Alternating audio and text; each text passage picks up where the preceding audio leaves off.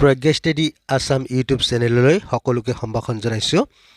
আজি আপোনালোকৰ মাজলৈ আগবঢ়াবলৈ লৈছোঁ আসাম ডাইৰেক্ট ৰিক্ৰুইটমেণ্ট 2024ৰ গ্ৰেড 3, গ্ৰেড 4 আসাম পুলিচ আৰু টেট এক্সামৰ বাবে উপযোগীকৈ যুগুত কৰা কিছু সংখ্যক MCQ প্ৰশ্নোত্তৰ লৈ আশা কৰোঁ ইয়াত আলোচনা কৰা প্ৰশ্নকেইটিয়ে আগন্তুক আপোনালোকৰ পৰীক্ষাত কিছু সহায়ক হ'ব। গতিকে ভিডিঅ'টো আৰম্ভণিৰ পৰা শেষলৈকে চাই মোৰ এই চেনেল PoliceStudy আসাম সাবস্ক্ৰাইব কৰি লাইক শ্বেয়াৰ আৰু কমেণ্ট কৰিব। আজিৰ প্ৰথম প্ৰশ্নটি হৈছে in which year first general election to Lok Sabha was held in India. কোন বছৰত ভাৰতত প্ৰথমবাৰৰ বাবে লোকসভাৰ সাধাৰণ নিৰ্বাচন অনুষ্ঠিত হৈছিল? অপশ্যনসমূহৰ ভিতৰত ইয়াৰ শুদ্ধ উত্তৰ হ'ব অপশ্যন চি 1951, অৰ্থাৎ 1951 চনত ভাৰতত লোকসভাৰ সাধাৰণ নিৰ্বাচন পোনপ্ৰথমবাৰৰ বাবে অনুষ্ঠিত হৈছিল। পৰৱৰ্তী প্ৰশ্ন in which year was election commission of India formed. কোন চনত ভাৰতৰ নিৰ্বাচন আয়োগ গঠন হৈছিল?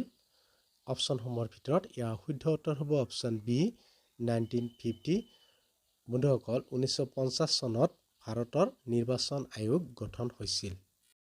Next question who was the first chief election commissioner of India. ভাৰতৰ প্ৰথম মুখ্য নিৰ্বাচন আয়ুক্ত কোন আছিল? অপশ্যনসমূহৰ ভিতৰত ইয়াৰ শুদ্ধ উত্তৰ হ'ব অপশ্যন বি সুকুমাৰ সেন। বন্ধুসকল ভাৰতৰ প্ৰথমগৰাকী নিৰ্বাচন আয়ুক্ত আছিল সুকুমাৰ সেন। পৰৱৰ্তী প্ৰশ্ন which article is associated with election commission. নিৰ্বাচন আয়োগৰ লগত কোনটো অনুচ্ছেদ জড়িত? অপশ্যনসমূহৰ ভিতৰত ইয়াৰ শুদ্ধ উত্তৰ হ'ব অপশ্যন বি আৰ্টিকল 324, অৰ্থাৎ আৰ্টিকল 324 নিৰ্বাচন আয়োগৰ লগত জড়িত। Next question election commission is a.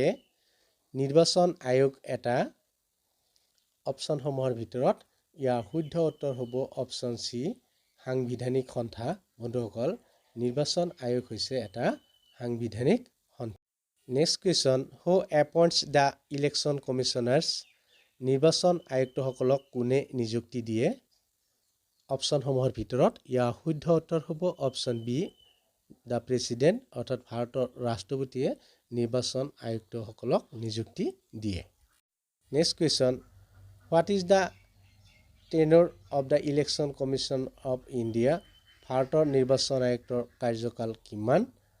অপশ্যনসমূহৰ ভিতৰত ইয়াৰ শুদ্ধ উত্তৰ হ'ব option D 6 years or 65 years, অৰ্থাৎ 6 বছৰ নাইবা 65 বছৰ বয়সলৈকে তেওঁলোকৰ কাৰ্যকাল থাকে। Next question who is the current election commissioner of India. ভাৰতৰ বৰ্তমান নিৰ্বাচন আয়ুক্ত কোন? অপশ্যনসমূহৰ ভিতৰত ইয়াৰ শুদ্ধ উত্তৰ হ'ব অপশ্যন বি ৰাজীৱ কুমাৰ। বন্ধুসকল বৰ্তমান ভাৰতৰ নিৰ্বাচনী আয়ুক্তগৰাকীৰ নাম হৈছে Rajiv Kumar. Next question who can remove the election commissioners. নিৰ্বাচন আয়ুক্তসকলক কোনে অপসাৰণ কৰিব পাৰে?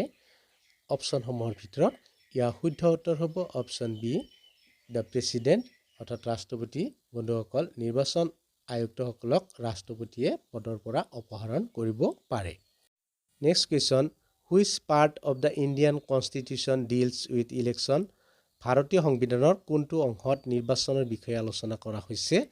অপশ্যনসমূহৰ ভিতৰত ইয়াৰ শুদ্ধ উত্তৰ হ'ব অপশ্যন চি পাৰ্ট 15। বন্ধুসকল ভাৰতীয় সংবিধানৰ 15 অনুচ্ছেদত নিৰ্বাচনৰ বিষয়ে আলোচনা কৰা হৈছে। Next question who decide the election that's. নিৰ্বাচনৰ তাৰিখ কোনে নিৰ্ধাৰণ কৰে? অপশ্যনসমূহৰ ভিতৰত ইয়াৰ শুদ্ধ উত্তৰ হ'ব অপশ্যন ডি নিৰ্বাচন আয়োগ। বন্ধুসকল ইলেকশ্যন কমিশ্যনে অৰ্থাৎ নিৰ্বাচন আয়োগে নিৰ্বাচনৰ তাৰিখ নিৰ্ধাৰণ কৰে। Next question the headquarter of election commission of India is situated at. ভাৰতৰ নিৰ্বাচন আয়োগৰ মুখ্য কাৰ্যালয় ক'ত অৱস্থিত? অপশ্যনসমূহৰ ভিতৰত ইয়াৰ শুদ্ধ উত্তৰ হ'ব অপশ্যন ডি নিউ দিল্লী। বন্ধুসকল ভাৰতৰ নিৰ্বাচন আয়োগৰ মুখ্য কাৰ্যালয় নতুন দিল্লীত অৱস্থিত। Next question which amendment to the constitution of India reduced the voting age from 21 to 18। ভাৰতৰ সংবিধানৰ কোনটো সংশোধনে ভোটদানৰ বয়স 21 বছৰৰ পৰা 18 বছৰলৈ হ্ৰাস কৰিলে? ইয়াৰ শুদ্ধ উত্তৰ হ'ব অপশ্যন বি 61st এমেণ্ডমেণ্ট। বন্ধুসকল 61তম সংশোধনত ভাৰতীয় সংবিধানৰ মতে ভোটদানৰ বয়স 21 বছৰৰ পৰা 18 বছৰলৈ হ্ৰাস কৰা হৈছে। পৰৱৰ্তী প্ৰশ্ন, the NOTA option was introduced in India in which year? ভাৰতত কোন বছৰত নটা বিকল্প প্ৰৱৰ্তন কৰা হৈছিল? অপশ্যনসমূহৰ ভিতৰত ইয়াৰ শুদ্ধ উত্তৰ হ'ব অপশ্যন চি 2013 অৰ্থাৎ 2013 চনত নটা অপশ্যনটো বিকল্প হিচাপে প্ৰৱৰ্তন কৰা হৈছিল। Next question, what is the minimum age for a candidate to contest in Lok Sabha election? Lok Sabha নিৰ্বাচনত প্ৰতিদ্বন্দ্বিতা কৰিবলৈ এজন প্ৰাৰ্থীৰ ন্যূনতম বয়স কিমান? অপশ্যনসমূহৰ ভিতৰত ইয়াৰ শুদ্ধ উত্তৰ হ'ব অপশ্যন বি 25 ইয়াৰ্ছ। বন্ধুসকল, লোকসভা নিৰ্বাচনত প্ৰতিদ্বন্দ্বিতা কৰিবলৈ এজন প্ৰাৰ্থীৰ ন্যূনতম বয়স হৈছে 25 বছৰ।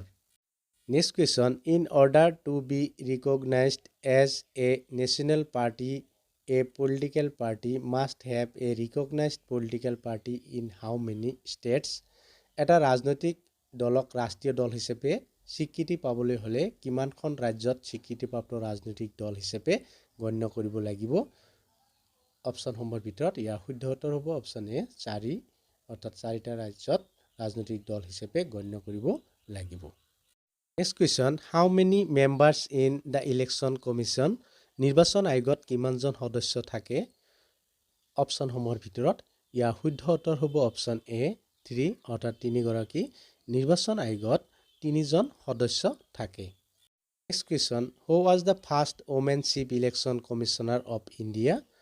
ভাৰতৰ প্ৰথম মহিলা মুখ্য নিৰ্বাচন আয়ুক্ত কোন আছিল? অপশ্যনসমূহৰ ভিতৰত ইয়াৰ শুদ্ধ উত্তৰ হ'ব অপশ্যন ডি এছ ৰামদেৱী। বন্ধুসকল, ভাৰতৰ প্ৰথমগৰাকী মহিলা মুখ্য নিৰ্বাচনী আয়ুক্তগৰাকীৰ নাম হৈছে VS Ramadevi. Next question, what is the full form of VVPAT? ভিভিপেটৰ সম্পূৰ্ণ ৰূপ কি? অপশ্যনসমূহৰ ভিতৰত ইয়াৰ শুদ্ধ উত্তৰ হ'ব option A voter verifiable paper audit trail. বন্ধুসকল, ভিভিপেটৰ সম্পূৰ্ণ ৰূপটো হৈছে voter verifiable paper audit trail. Next question, who appoints the chief election commissioner? মুখ্য নিৰ্বাচন আয়ুক্তক কোনে নিযুক্তি দিয়ে? অপশ্যনসমূহৰ ভিতৰত ইয়াৰ শুদ্ধ উত্তৰ হ'ব অপশ্যন এ সাংসদ। বন্ধুসকল, সাংসদে মুখ্য নিৰ্বাচন আয়ুক্তগৰাকীক নিযুক্তি দিয়ে। পৰৱৰ্তী প্ৰশ্ন, what is the heaviest organ in the human body? মানৱ দেহৰ আটাইতকৈ গধুৰ অংগটোৰ নাম কি? অপশ্যনসমূহৰ ভিতৰত ইয়াৰ শুদ্ধ উত্তৰ হ'ব অপশ্যন এ লিভাৰ। বন্ধুসকল, মানৱ দেহৰ আটাইতকৈ গধুৰ অংগটোৰ নাম হৈছে লিভাৰ অথবা যকৃত। নেক্সট কুৱেশ্যন, অসমত অৱস্থিত কোনখন ৰাষ্ট্ৰীয় উদ্যানক ৰাইনোলেণ্ড নামেৰে জনা যায়? অপশ্যনসমূহৰ ভিতৰত ইয়াৰ শুদ্ধ উত্তৰ হ'ব অপশ্যন এ কাজিৰঙা ৰাষ্ট্ৰীয় উদ্যান। বন্ধুসকল, কাজিৰঙা নেশ্যনেল পাৰ্কক ৰাইনোলেণ্ড হিচাপে জনা যায়। পৰৱৰ্তী প্ৰশ্নত আছে, tea is declared as the state drink of Assam on? চাহক অসমৰ ৰাজ্যিক পানীয় হিচাপে ঘোষণা কৰা হয়। অপশ্যনসমূহৰ ভিতৰত ইয়াৰ শুদ্ধ উত্তৰ হ'ব অপশ্যন এ নৱেম্বৰ 23, 2011 অৰ্থাৎ 2011 চনৰ 23 নৱেম্বৰ তাৰিখে চাহক অসমৰ ৰাজ্যিক পানীয় হিচাপে ঘোষণা কৰা হয়। Next question, which country is called dragon country? ড্ৰেগনৰ দেশ কোনখন দেশক কোৱা হয়? অপশ্যনসমূহৰ ভিতৰত ইয়াৰ শুদ্ধ উত্তৰ হ'ব অপশ্যন ডি ভূটান। বন্ধুসকল, ভূটানক ড্ৰেগন দেশ হিচাপে জনা যায়। Next question, what was the fourth capital of Ahom kingdom? Ahom সাম্ৰাজ্যৰ চতুৰ্থ ৰাজধানীৰ নাম কি আছিল? অপশ্যনসমূহৰ ভিতৰত ইয়াৰ শুদ্ধ উত্তৰ হ'ব অপশ্যন চি চিমলাগুৰি। বন্ধুসকল, আহোমসকলৰ চতুৰ্থ ৰাজধানী আছিল Simlaguri. Next question, Jim Corbett national park is famous for? Jim Corbett ৰাষ্ট্ৰীয় উদ্যান কিহৰ বাবে বিখ্যাত? অপশ্যনসমূহৰ ভিতৰত ইয়াৰ শুদ্ধ উত্তৰ হ'ব অপশ্যন চি টাইগাৰ। বন্ধুসকল, জিম কৰবেট ৰাষ্ট্ৰীয় উদ্যানখন বাঘৰ বাবে বিখ্যাত। পৰৱৰ্তী প্ৰশ্নত আছে, the jackfruit is a national fruit of? কঁঠাল কোন দেশৰ ৰাষ্ট্ৰীয় ফল? অপশ্যনসমূহৰ ভিতৰত ইয়াৰ শুদ্ধ উত্তৰ হ'ব অপশ্যন চি বাংলাদেশ। বন্ধুসকল, কঁঠাল হৈছে বাংলাদেশৰ ৰাষ্ট্ৰীয় ফল। Next question, who was last deputy PM of India? ভাৰতৰ শেষগৰাকী উপ প্ৰধানমন্ত্ৰী কোন আছিল? অপশ্যনসমূহৰ ভিতৰত ইয়াৰ শুদ্ধ উত্তৰ হ'ব অপশ্যন বি লালকৃষ্ণ আদৱানী। বন্ধুসকল, ভাৰতৰ শেষ উপ প্ৰধানমন্ত্ৰীগৰাকীৰ নাম হৈছে লালকৃষ্ণ আদৱানী। বন্ধু বান্ধৱীসকল, ভিডিঅ'টো চাই কেনে লাগিল লাইক কমেণ্ট যোগে জনাব। এনেধৰণৰ নতুন নতুন ভিডিঅ' পাই থাকিবলৈ এতিয়াই ইউটিউবলৈ গৈ ছাবস্ক্ৰাইব কৰক প্ৰজ্ঞা ষ্টাডি আছাম। পুনৰ এটি নতুন ভিডিঅ'ৰ সৈতে লগ পোৱাৰ প্ৰতিশ্ৰুতিৰে আজিলৈ ইমানতে সামৰণি মাৰিছোঁ। ধন্যবাদ।